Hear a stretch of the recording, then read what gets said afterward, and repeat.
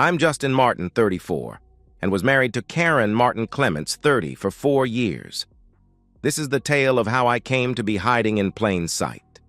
I met Karen Clements at a Saturday morning office party that I couldn't avoid. It was to introduce the new employees and to announce promotions. It was a celebration party. I was one of the people being given a promotion. My promotion was to a senior broker's chair at the brokerage firm where I work. My personal portfolio was ballooning, and I was well on the way to my first $1 million and a partnership at 27. My clients were doing very well also. Karen was on the arm of John Palmer, my chief competition for the next partnership. He was a major ass-kisser and very risk-averse, so while he seldom had big losses, his upside gains were only about 30% of what I did for my clients. As a consequence, my client list was growing and his was shrinking. He was and is an asshole that lets no slight to himself go unpunished. I disliked the jerk from the first day he joined the firm. His first statement after he was introduced for his promotion from associate to broker. "Good morning, people. I'm going to be the next partner within the next 2 years. I am also going to become the top producer here, so watch out." Well, that statement went over as if he had shit on the floor in front of the office door. One of the partners walked up to the podium and angrily grabbed his arm and took him into a cubicle to berate him in a private setting. He then raised his voice and everyone and their dates and spouses could hear. The first question was, "Do you want to be working here tomorrow?" before John could answer. If you do not go out there and offer a sincere apology to those people who have proven to be valuable employees, you will not be here tomorrow. You need to tone down your undeserved arrogance and start living up to the person you are in your own mind. You ain't there yet. He issued the apology and went back to the partner and whispered something to him. The partner nodded, and that was the last we saw of the asshole that day. He apparently went back to where he was living. He left Karen at the office. The rest of the promotions and awards were made, except for mine. My promotion was made last, and I was asked to say a few words. "Good morning. I know that you don't want a long-winded speech, but remember it is me speaking." That brought some chuckles. I need to thank our research people. They are the ones that helped me choose a strategy for each of my customers that I would not have received without their help. So, research, when the party is over, lunch is on me at O'Casey's. Then I walked back to join the party. Another of the partners came up to me and quietly told me that I would get my partnership when the next board meeting occurred. He also asked me to take the young lady that came with John to her home or wherever she needed to go. I went over to the young lady, who had not been introduced to the group, and introduced myself. After she introduced herself, I explained to her that I was assigned to take her to her home or wherever she needed to go. I also told her with a slightly amusing smile, "That is the most pleasant assignment that I have been given in ages." She giggled. "Maybe not. I could be the Wicked Witch of the East, and you just haven't seen that side of me." "I doubt that very much. A fairy princess or a genie, but not a witch." That got a full belly laugh. Then she explained that she was John's cousin by marriage, and she had been dating John. She added that his words and actions today meant that she would not be dating him again. I took her back to her apartment. When I dropped her off, I laughed and explained that the condo I was leasing was just outside of her complex's fencing. I pointed to the building. She asked me if we could meet away from the office sometime. I said that I would like that, and we exchanged phone numbers. I headed back to the office and worked. John came to work the next morning and took his place in his cubicle. My old cubicle was next to his. He looked into the cubicle, probably to insult me again. Something he did with great regularity. He discovered the cubicle empty, and thinking I had quit or been fired, he stood by with a whoop and a fist pump only to see the sign painter putting my name on my new office. John was silent for the rest of the day. For that matter, he never gave me another verbal insult. I called Karen, and we made a date for the following weekend. We had a great time, and more discussion of her cousin. She told me that John was extremely angry when he called to inquire about how she got home from the party. When she told him that she was done with him and that I had rescued her from being stranded at the party, he ended the call. She went on to say that she hadn't talked to him since that call. We dated for about 6 months, and Karen was offered a promotion that she had worked hard for, but would require her to move away from the city. We had a goodbye dinner and a wonderful night in her apartment. Breakfast was entertaining, and she dragged me back to her apartment for a goodbye session. 2 years later, she returned with another promotion. She called me as soon as she arrived in town. We got together to have coffee and catch up. I explained that while I dated several nice ladies, none of them were Karen, and I was not intimate with any of them. Karen said basically the same thing. I told her of my promotion to full partner and of John quitting when the partnership was announced. Karen laughed and said, "John is and always has been said a legend in his own mind." Then she added, "Watch your back, Justin. John is not one to take a lost prize to someone else without trying for revenge." We made arrangements for additional dates. We began a courtship dance that lasted 18 months.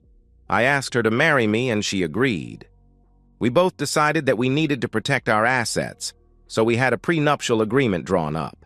It protected each of our premarital assets and provided penalties for adultery and abuse. It also set conditions for custody of any children we might have. The wedding was great, and the reception was a fun and happy party.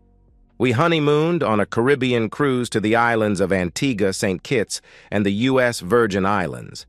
We had a glorious trip and came home to my wedding present for my bride. It was a home on 80 acres in the little town of Pearson, MI. It was only about 25 minutes from my office in downtown GR, and only about 15 minutes from Karen's office in Cedar Springs. I did have the home in my name only, and the purchase date was several months before the wedding. I explained to Karen that the home was mine, and I had been setting it up for a family to live in as I expected to be a father when she was ready. She loved the place, especially when she saw the 6 horses that were in the corral. She chose a bay gelding as the horse she wanted. Maybe it would be more appropriate to say the bay chose her.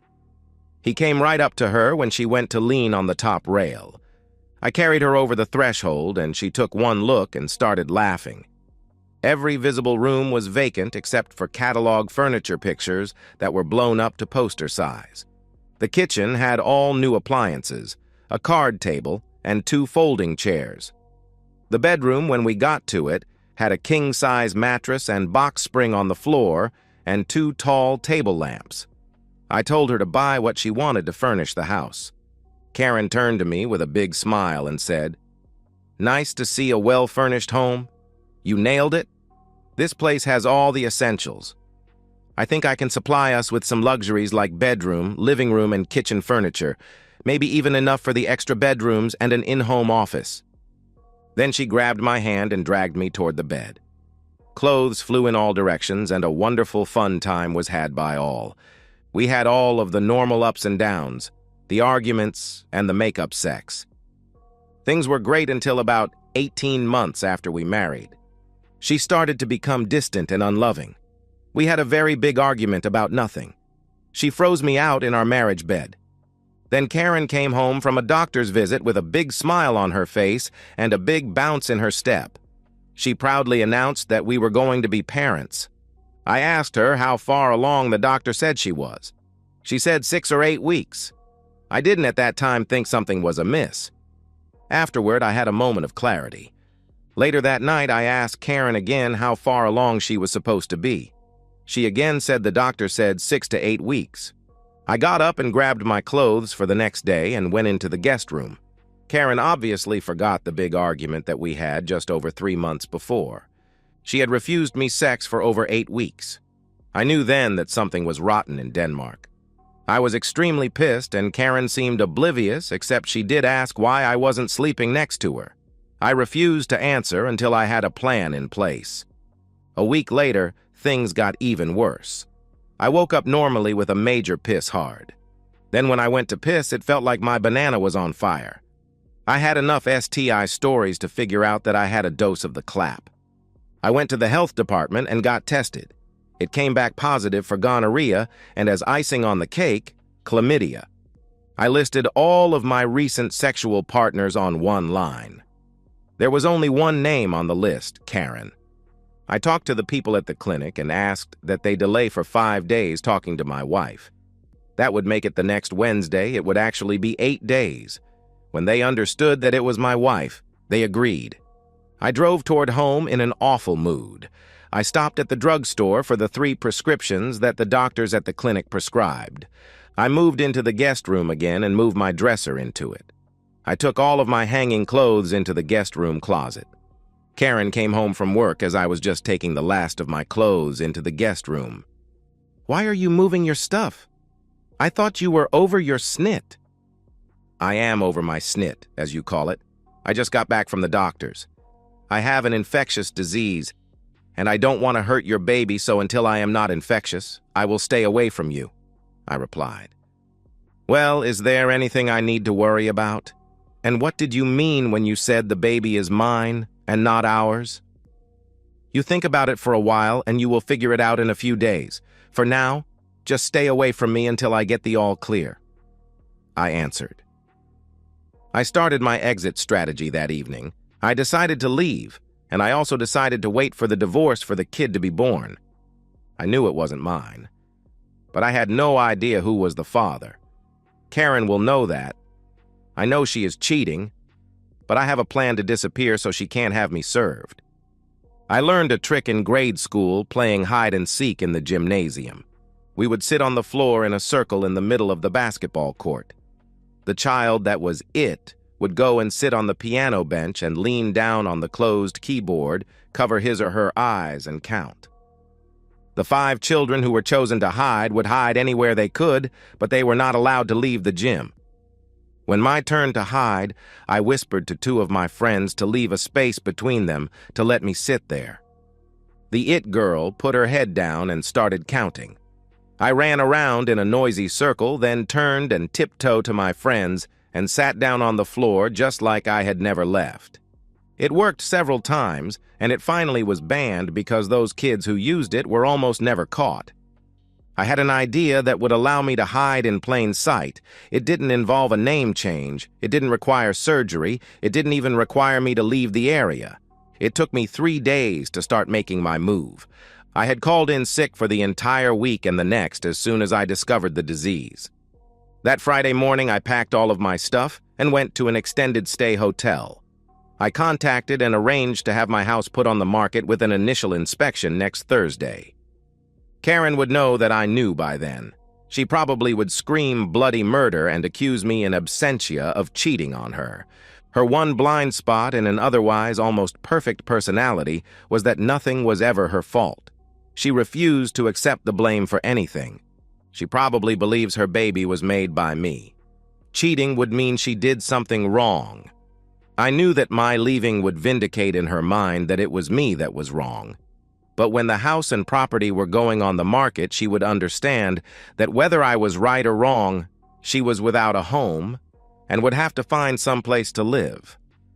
If her sugar daddy or boyfriend or lover or whatever he was to her bought the property, then she could stay. But if the lover was as I suspected John from our first meeting, he doesn't have the means to buy the place. I was going to hide in plain sight, but I would not be recognizable.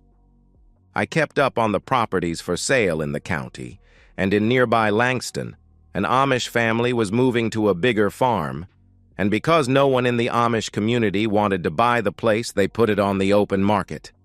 It did not have electricity or up-to-date plumbing, but I could have that put in. The price was very cheap for the 92-acre property, and it was only 20 minutes from Pearson. I would not have the property in my name, but it would be in the name of my trust fund. It would be a matter of public record, and Karen knew of the trust fund.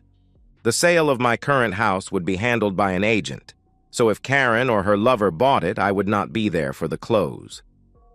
I sold my partnership back to the brokerage, cashed out my personal bank accounts, and had my stocks assigned to the trust. I had a couple of estate and criminal lawyers check to see that what I was doing was legal and that I could not be compelled to give up assets in my trust. They assured me that while it was mean, it was legal.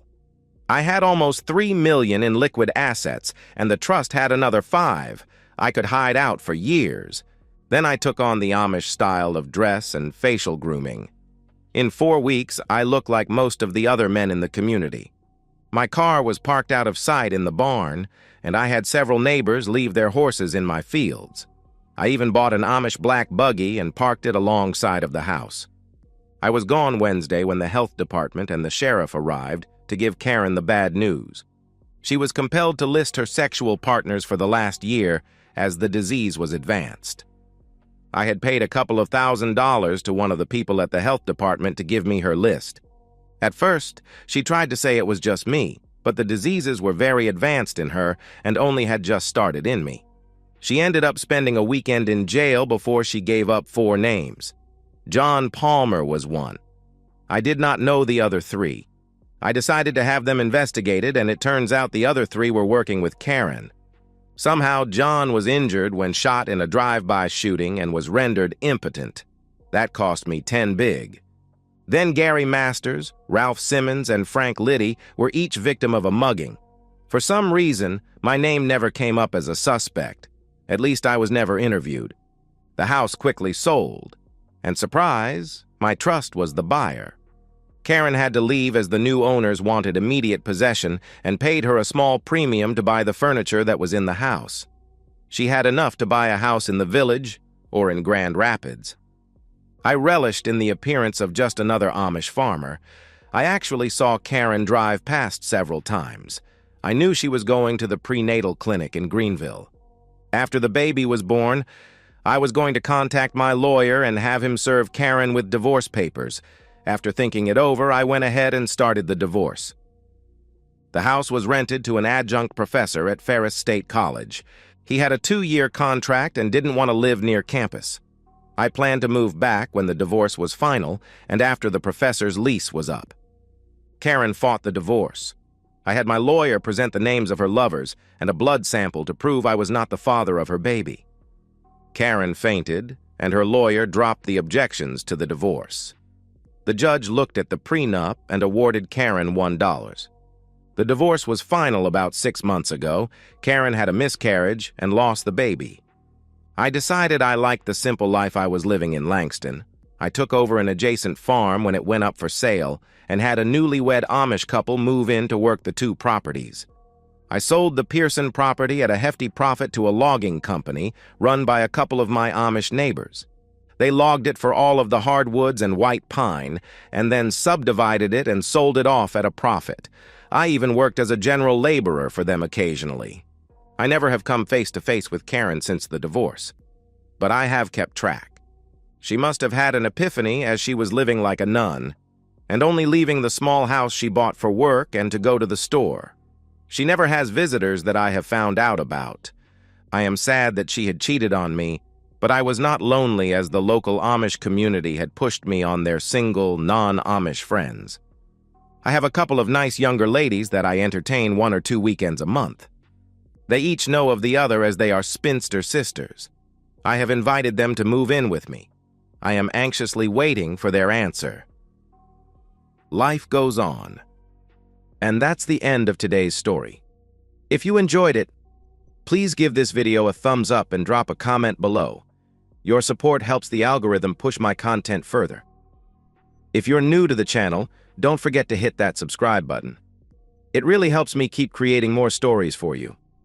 Thanks for watching, and I'll see you in the next one.